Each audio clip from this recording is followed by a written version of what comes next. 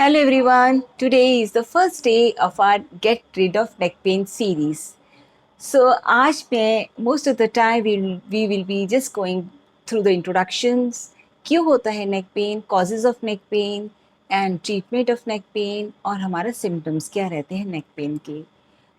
सबसे पहले अगर हम ये चीज़ों को समझने की कोशिश करें तो neck pain हमारा 2 टाइप्स में अपना पिक्चर प्रीडिस्पोज कर सकता है.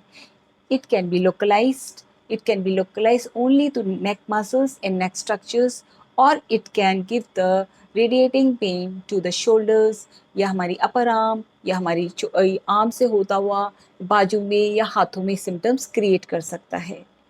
Depending on the nerve that is involved, depending on the structures they are damaged, जहाँ पर जो structures हमारी damage हैं या जो structures हमारी involved हैं उसी से कॉरस्पॉन्डिंग नर्व के सिम्टम्स हमें हाथ में दिख सकते हैं. लाइक हमारे नर्व्स हैं जो हाथ में सप्लाई करती हैं, जो इनर्वेट करती हैं nerves, they are radial, ulnar and medial. अगर हमारे यहाँ पर कंप्रेशन हमारे अल्नर नर्व में है या मीडियल नर्व में है तो हमें डेफिनेटली जो हाथ में सिम्टम दिखेगा वो जहाँ पर उसका नर्व का डिस्ट्रीब्यूशन है उसी जगह हमें नमनेस या पफीनेस या टिंगलिंग सेंसेशन फील होगा.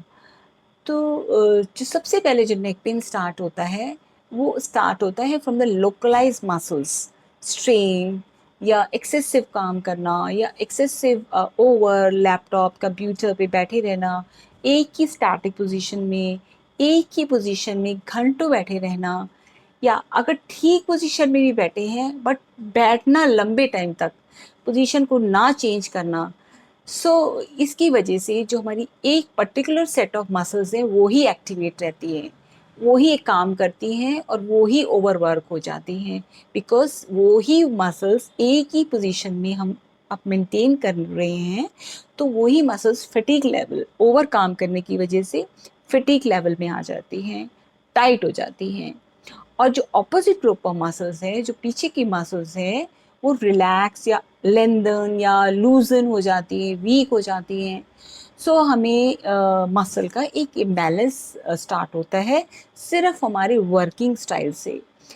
हम यहाँ पर अपने पेन को वैल्यूएट करते हैं कि हमारा पेन लोकलाइज टू नेक ही है या कि इससे कुछ बढ़ के है, ये हमारा बाजू तक आ गया है या शोल्डर तक आ गया है या रेडिएट कर रहा है, रेडिकुलोपैथी पेन है.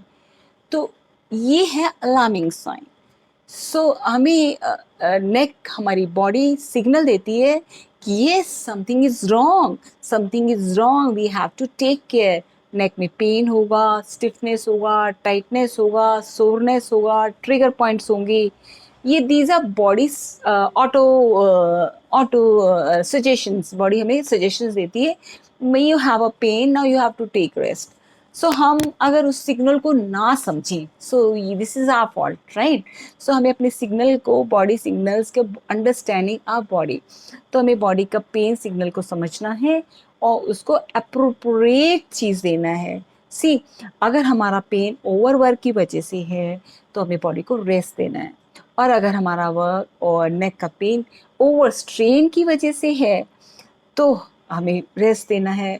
और अगर हमारा ना करने की वजह से स्टिफनेस है या नहीं यूज़ करने की वजह से है या just relaxing, we are not doing exercising our joints, not moving our neck muscles, उसकी वजह से पेन है तो हमें एक्सरसाइज करनी होगी. तो यहाँ हमें अपनी बॉडी को एक समझना है कि हमारा नेक सोरनेस, ये जो हमारा सोरनेस है, ये जो हमारा सिम्टम्स आ रहा है वो हमारा किस लेवल का है. नेक का जो ट्रिगर पॉइंट स्टार्ट होता है, mainly we start from here, trapezius, this muscles, upper trapezius. Trapezius हमारा शोल्डर का पीछे का ब्रॉड मसल है, ट्रेपीजियस. फिर यहाँ होता है हमारा लिवेटर, स्कैपुलाई मसल, वो टाइट हो जाता है. फिर we have a jaws, jaws यहाँ पर भी जो हमारा सर्वाइकल का पेन है यहाँ पे भी हमें असर देता है, यहाँ पे भी उसका रेडिएटिंग पेन आता है. सिर में दर्द आ सकता है, you may feel dizzy, you may feel कि हेडेक हो रहा है, माइग्रेन है, सर जा नहीं रहा, हेवी हेवी हो रहा है, नींद नहीं आ रही है, एंड प्यूकिश फील हो रहा है. So these are all cervical pain, cervical symptoms. So हमें अपनी डेफिनेटली, ये this is just an educational class, information class. यहाँ हमें डायग्नोसिस और ये सब डॉक्टर्स को कॉन्फ्लिक्ट या फिजियो को सब्स्टिट्यूट नहीं करना चाह रही. I want to spread the awareness, क्योंकि लोग बहुत बार बेस लेवल तक नहीं पहुँच पाते और वो अपने जॉइंट्स को, अपनी नेक पेन को एक वो अपना पार्ट ऑफ लाइफ समझते हैं कि पेन तो हमारा है ही, मुझे तो सर्वाइकल है. यू मस्ट हैव सीन लोग कैसे थे, मुझे तो सर्वाइकल है, आई कांट डू दिस, मुझे तो सर्वाइकल है. See this is not a, you have to manage the things. See अगर आप body posture, body alignment, proper चीज़ों को करेंगे तो ये सब चीज़ें नहीं होंगी, नहीं होंगी. So you have to understand कि आपका जो पेन है लोकलाइज्ड है, मस्कुलर पेन है, या फिर नर्व्स में जाता हुआ पेन है. जो हमारी जो नर्व्स हैं, जो सर्वाइकल है, ये इट्स हमारी वर्टिब्रा, 7 वर्टिब्रास एक के ऊपर एक, एक के ऊपर एक पिलर की तरह रखी हुई है, राइट.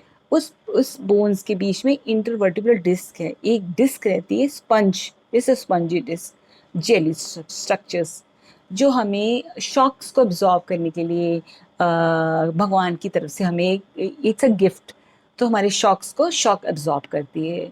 सो कई बार क्या होता है, दिस जो डिस्क है वो स्क्वीज हो जाती है बोन्स की स्पेसिंग की वजह से, बोन पे ज़्यादा प्रेशर आने की वजह से नैरोइंग, और उसका जो जेली स्ट्रक्चर्स है वो बाहर आ जाता है फ्रॉम द उसके ओरिजिनल स्पेस में, जहाँ होना चाहिए वहाँ नहीं रहकर अपनी जगह से बाहर आके नर्व्स पे प्रेशर देता है.